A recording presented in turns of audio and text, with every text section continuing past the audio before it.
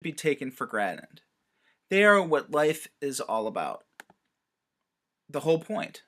How we cultivate relationships is often the greatest determinant of the type of life that we get to live. Business is no different.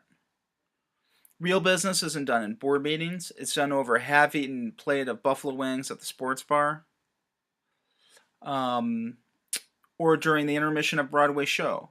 It's done through an enthusiastic greeting, with an unexpected recommendation, or by offering up a cab when it's raining. It happens in the small personal interactions that allow us to prove to each other who we are and what we believe in, honest moments that promote good feelings and trust and loyalty.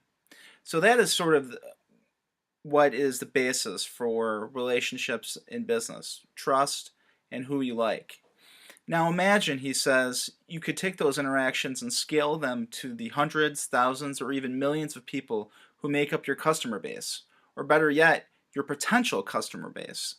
Those companies and brands that refuse to try could jeopardize the potential of their business in the long term, even their very existence. And why is that? Well, the only thing that will never change is human nature. When it's expedient and practical, people would rather do business with and buy stuff from people that they like.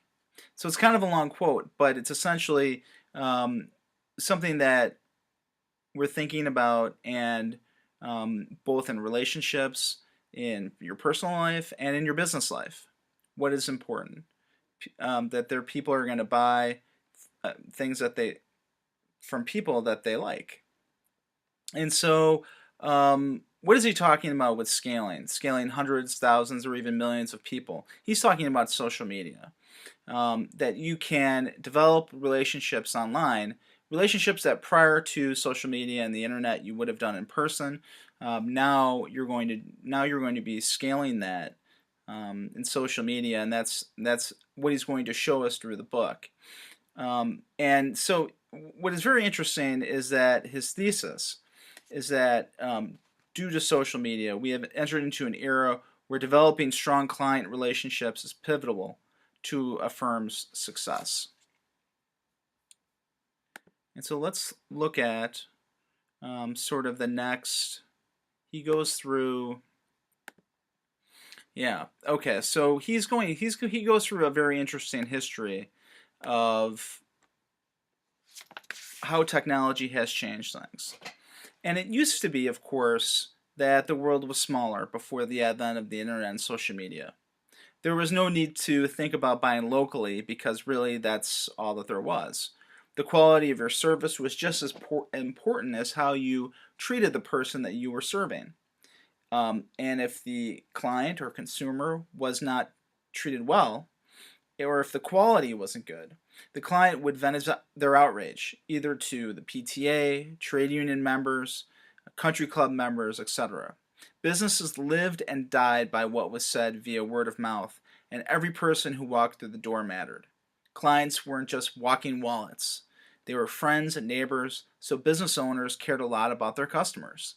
And so think about going down, and he says, thank you economy goes through sort of an interesting, going to the butcher shop, for example. And that person needs your business. He's not able to send out his meat to people halfway around the world, or completely around the world, like they can do now. Instead, he was dealing with some very localized customers, and so that is what it used to be. And you had to treat your clients well, otherwise they wouldn't come back and your business would be finished. Well, things changed in the middle of the last century, where social and economic forces converged, with people taking advantage of things like affordable cars, new highways. And so people didn't worry about what was local. They were heading out themselves. They were getting out of town. They were going to the suburbs, or even exurbia, someplace beyond, much beyond the city center. And that led to a greater distance between friends, neighbors, and family. This also coincided with the concept of big business and a prioritization of profit over principle. That really led companies to unload anything that didn't immediately and directly track to pumping up their bottom line. And what Gary Vaynerchuk says is that basically these companies power bombed anything that showed the company cared about the customer experience at all. So, for a great example he gives is um, uh, cust- uh, grocery stores who once might have had someone help bag your groceries and help you out to the car with your groceries. That stopped.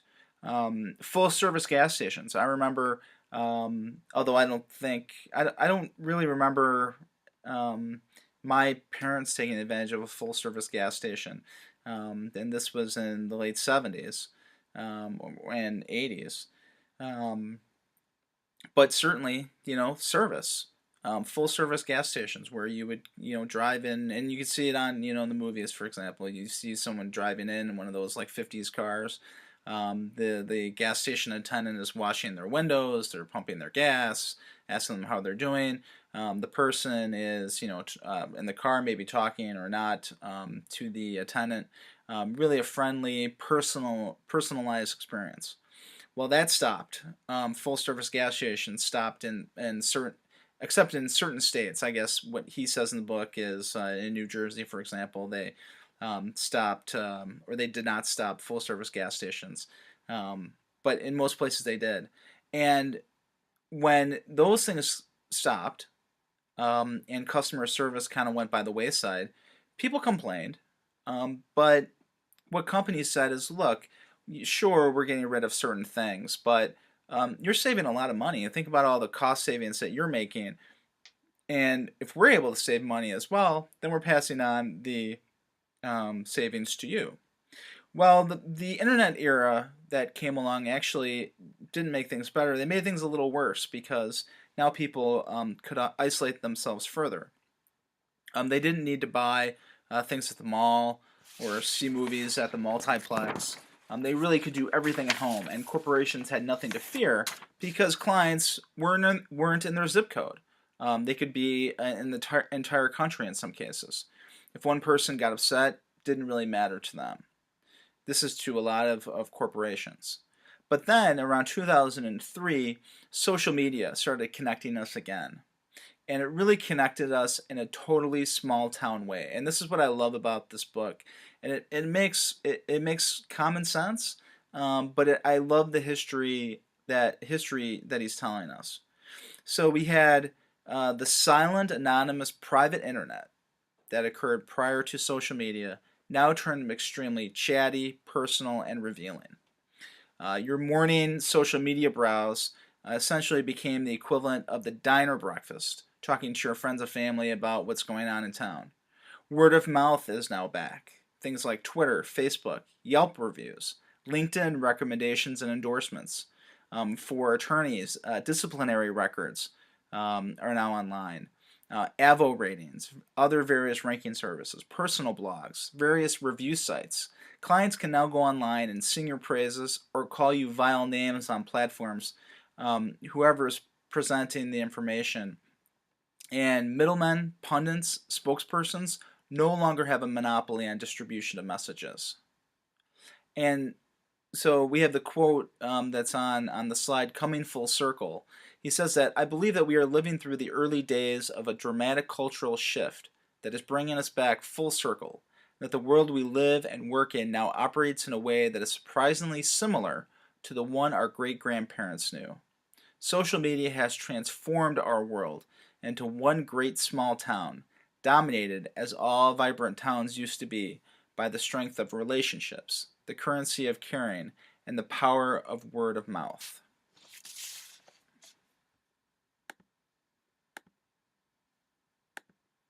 So the question becomes, how has social media changed your law practice? And it certainly has changed mine. Um, Number one, of course, I'm doing this Periscope, but that didn't come obviously until recently. But it's funny because I actually started practicing in 2003, and so I guess I had social media the whole time. But you really can tell. Um, that things are different than they used to be.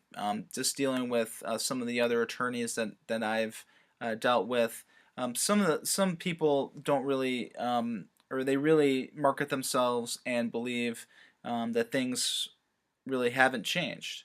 They don't really see that social media really has changed people, but I think it really has changed our clients in a lot of ways. For example, these Avo ratings and reviews that are online, it's much easier and for potential clients to go online and see what's going on with you. If for some reason, they might have gotten a recommendation from um, one of your referrals. One of your referral partners might have given a potential client your name. Well, they can go online and they can see what other people are saying about you.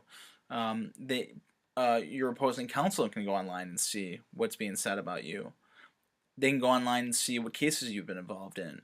They can see if you've been sued or if you've been disciplined by your state bar.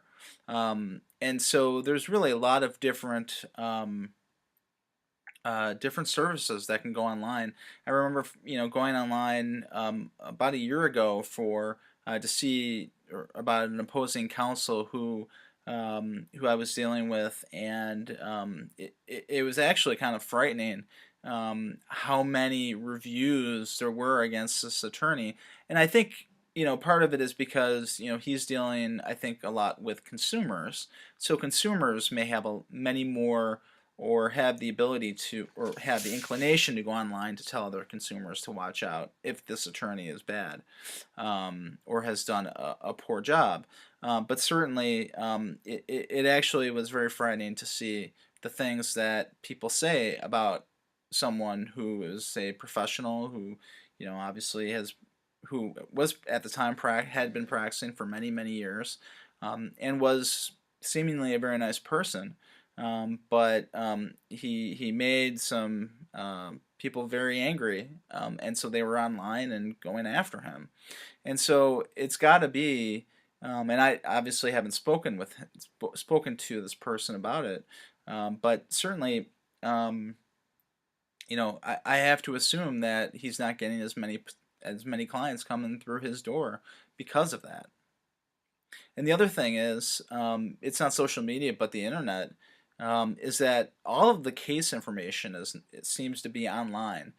So, for example, here in Cook County, we have all of the state court cases are online. So you can go online and see, if you have a piece of litigation, if you're a client, you can see the status of it. You can see what motions have been filed. You can see when the next court date is.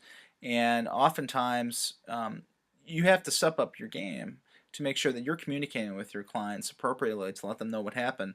Otherwise, they're going to go online and ask you about it and wonder why you never told them about it.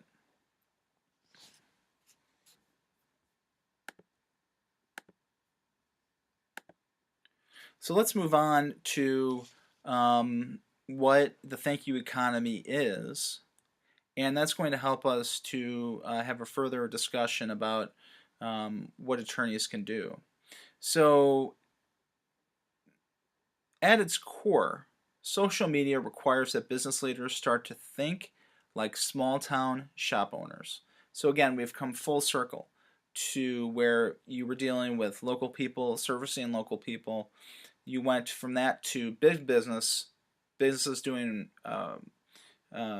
commerce around the world, and now you're still doing that, but you have to have a small town focus, or a small town concentration. So business leaders are going to have to take the long view and stop using short-term benchmarks to gauge their progress. They're going to allow the personality, heart, and soul of the people who run all levels of the business to show. They're going to have to do their darndest to shape the word of mouth that circulates about them by treating each customer as though he or she were the most important customer in the world. In short, they're going to have to relearn and employ the ethics and skill our great-grandparents' generation took for granted, and that many of them put into building their own businesses. We're living in what I like to call the thank you economy, because only the companies that can figure out how to mind their manners in a very old-fashioned way and do it authentically are going to have a prayer of competing. And so exactly how do we do that? And that's really the question of what we're talking about. His Gary Vaynerchuk's big concentration and focus is client service, customer service, and how you treat people and how you maintain and strengthen relationships. And so, what you have to do, he says, is that you have to value every client. You have to talk to every single person like you're going to wind up sitting next to that person at his or her mother's house for dinner at night. You make it clear that you can help in any way that you can, and that everyone's business matters to us, and that we mean it. And so, you can only really go so low on rates, right? You can only make your legal services so exceptional. You can only so far stretch your marketing budget. So what you're going to have to do, he says, and I think sort of extrapolating from what he's talking about in this chapter, is that you have to learn how to implement essentially a culture of caring for your clients, and have communication in your firm that shows that, to scale your one-to-one relationships, and to watch your customers reward your effort by using this massive word of mouth to market your business and your brand for you. So it's communication that really goes both ways. You're using social media and in-person relationships to strengthen relationships with your clients and with potential clients. They will then use the communication methods that I talked about before, the Avvo ratings, the Yelp reviews, the LinkedIn recommendations, the Facebook posts, to then sing your praises. And so that you would get further referrals and further corporate business representations. And we'll talk about that, the specifics, as we get later into this book. But I think this is a really exciting thing to think about. And so that's how I think it works for attorneys in private practice. It really, perhaps maybe not. This is maybe more of a business development angle for attorneys in private practice, and maybe I have that concentration because I am one. But I think it really will go to not only attorneys in private practice, but also for other attorneys as well, people in the corporate environment, people in the nonprofit environment. Everyone has a client, everyone has a customer, whether it's your board of directors, either on a nonprofit or a for-profit business. And then you'll have also the people within the organization that you're dealing with and you're solving problems for. So I think having a client-centric focus will help everyone to take advantage of the thank you economy, whether you're in private practice or not.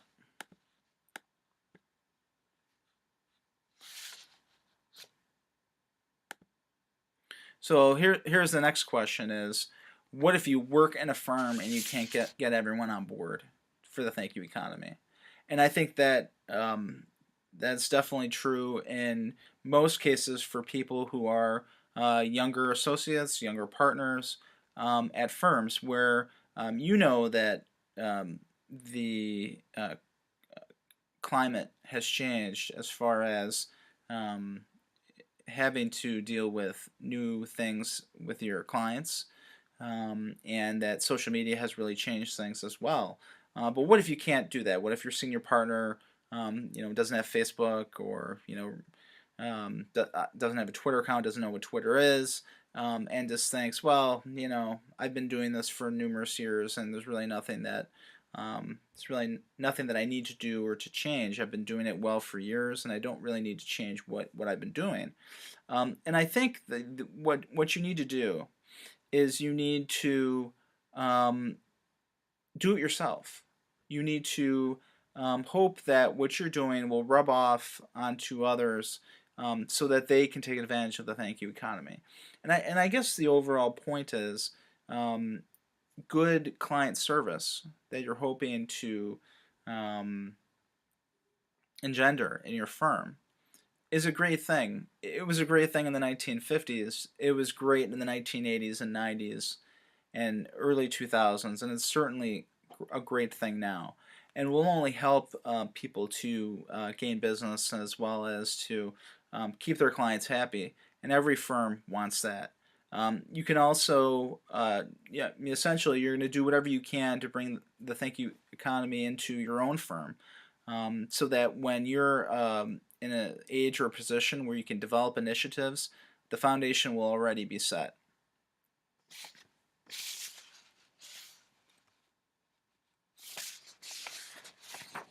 So, what other ideas do we have to bring the thank you economy into a lawyer's life? And really, I think at the end of the day, the idea is pretty simple. You try to be a good person, and it makes you a better business developer, a better lawyer, which will make you essentially a happier person. Um, and the real question to me is how do you do it authentically? And the reason I say that is because, you know, I think a lot of people are skeptical. They're skeptical of people doing good things for other people and what are they going to get out of it. And so the question is, you take someone out for dinner, or you send them something nice, in the mail, a gift or token of appreciation, that sort of thing. And in the back of their minds, they're thinking, well, why? Why are they doing that? And the reason um, maybe is that maybe they don't think it comes from a authentic place. And why wouldn't that be? Well, I think the answer is you haven't developed that relationship where they know that you're an authentic person and that you're a good person. That your goal in life is to um, help your clients and have a client-centric focus. And so, and the how you do that also is you learn emotional intelligence. You learn how to control yourself, how to use the talents that you've been given to help other people, and that'll help you to have that client-centric focus. And people will start to look at you as someone who has focus on how to serve clients, how to serve others, and that's one of the reasons why I wanted to do this investigation, do this book club to help us all understand how to do better, how to be better, how to live better, and how to serve our clients better.